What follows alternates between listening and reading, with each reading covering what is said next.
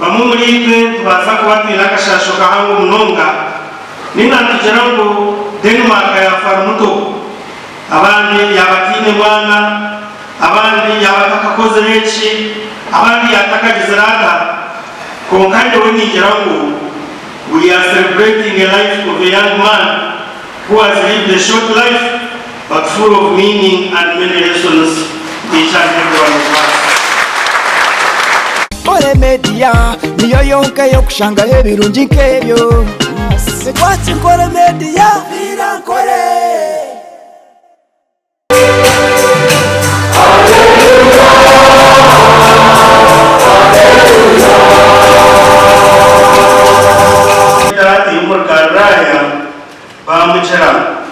batumukama witu nutwenda kureba Yesu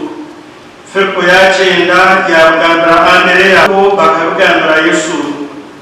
Yesu yabagarukamu atatobona kugaruka umwana w'umuntu kwiyendesebwa zumaze manimbagandara ntejo mayenga nokwe tabire mwitake kajunda bazari abandi nokatushi mugenzi witu nangwa n'abandi n'umwe muri bo umukora n'amani kandi uko yahanyura kundo kurebeka ngo twatura umunsi nungi Uganda umunsi nge notebekana kwesi ibisabu y'umwe amakuru go kufa kwa Denmark binji ni manyanga tangaze gafta umkaburko nuwasafshanga ibibiri ntitekateka icyo kufa kwa Denmark kibicitamu konka bwakwija mu bwakwijemo umaze mukasheshe kumpereze twese yanje nareba twito kwa hobbies and coaches ba Alliance School ngaraya shomire kandi nanye aho nashomire nareba umwe muri twe yakaho akashaneke atumwe muri twe yaho na uteresimo nakuza twebwe wabiyanye atananye kwe banje ngo muntu umutuma kwanje neteka teko byanje binkumurasa ngo n'urugamba rwa social media urwishiro hateri ikinga ngakati njoro ndijo unaterwa mu Rwanda umeni manya fane beteshura ngakati bakaterera muri byo nishura kuza kugera uteresimo ye abo wacakira umbe naheza kama nawe atitera yashibu umuntu ahagana nawe akatera atfada umusigazi witu mwana witu yafa mwenu ni mpumuriza abasirebe ni mpumuriza abanywanyi bemwera ni mpumuriza wena urukwakwabo nangwa nka Yesu Kristo ukuyagambiriye Maria munyanya wa Lazaro ngo turushoma makuru mabiga Yohana ko bikunda kunshoro ngabere bitano ati ninye kuzoka ninye magara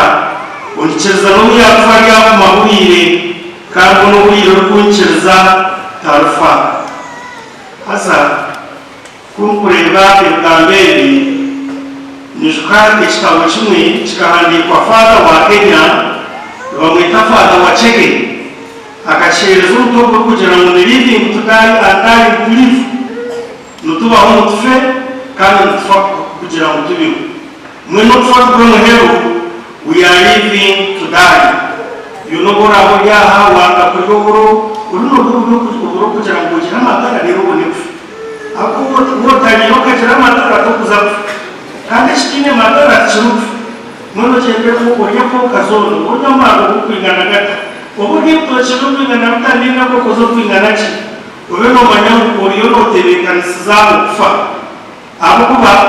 nkakoma kaka tukagira nkafu tikine magana. Therefore we are living to die and dying to live. Ekitabo wachuma n'omuntu mwingi faka mukitabo nagarika yongeramu ngo those of us who have relatives and friends, especially families that have lost dear ones, you shouldn't cry, rather you should be joyful, because you have representatives in heaven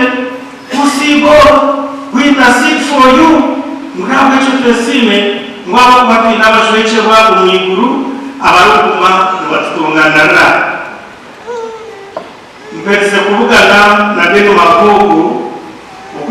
kukwire kwa rushanju ingira kuza kwikagati mukwezi kwa mukaka nkaba ndikare haza kunatira kantu status yanje yakareba yambuza following ari ndikare na twatanga ikiganiro yavuze ubuzo bingi ayo nde Vatican na janties hotel yemu ego Vatican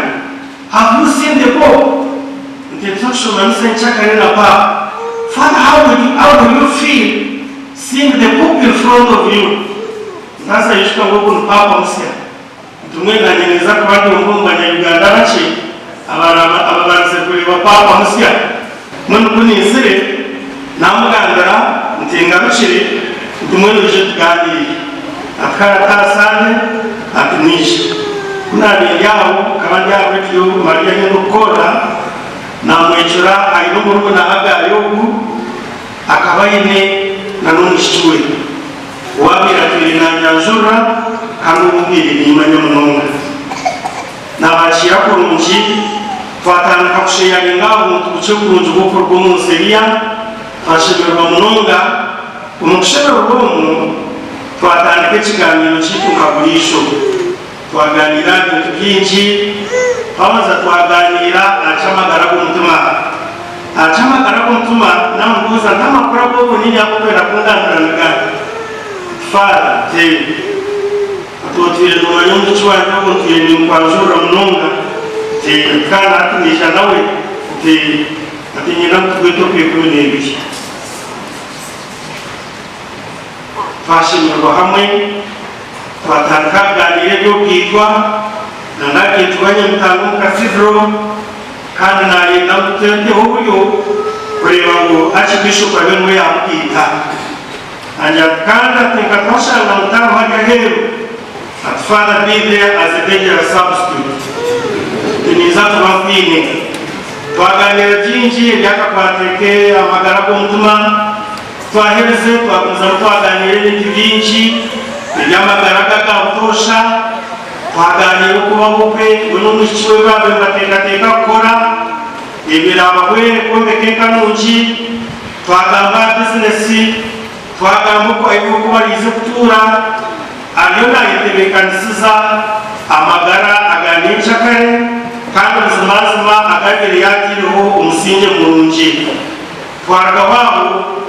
abena kunde byo kutegeje mukuru kumanya bingi twaganira abyo kutegeje ibyo kutegeje twaganira n'ishonga nyinshi na wayine isituze twaganireho aho tamuze ziri kuzakora ziri kuzagamba kora bino na kuzetegereza wao wamubwiye nk'uko ni unyito discussion n'ishu tukagamba kibeshi tukwekera kwetwa weekend politics and politicians abakuzo politics abakuzereba ka weekend yabo twagamba politics of convenience twagamba money politics na ngwezumwe twaganireho irekire bamwe ngo kutegeshi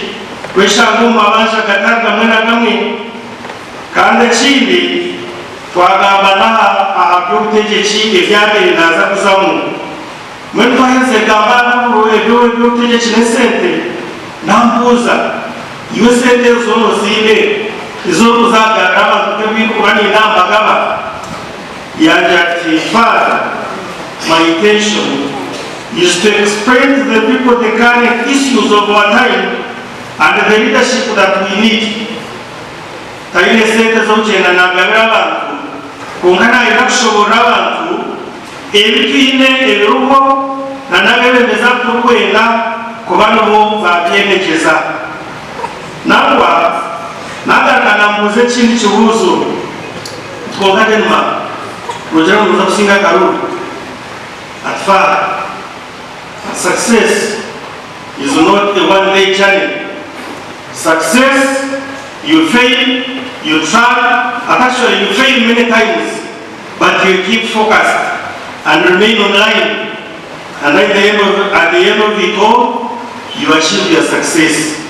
Atishina nagambire shobora abantu eshongezuruho nabebebezi aturukwetenga omubwire bwitu mwene binitaka bakundwa bamwe muri twe tubaza kuba twina akashasho kahango munonga ninatugera ngo Denmark yafara umuto, abandi yabatine mwana, abandi yabatakakoze benshi, abandi yatakagize rata. Konkande we nigera ngo we are celebrating a life of a young man who has lived a short life but full of meaning and many lessons each and every one of us. Kore Media niyo yonka yo kushanga hebirungi nkebyo. Kore Media, Kore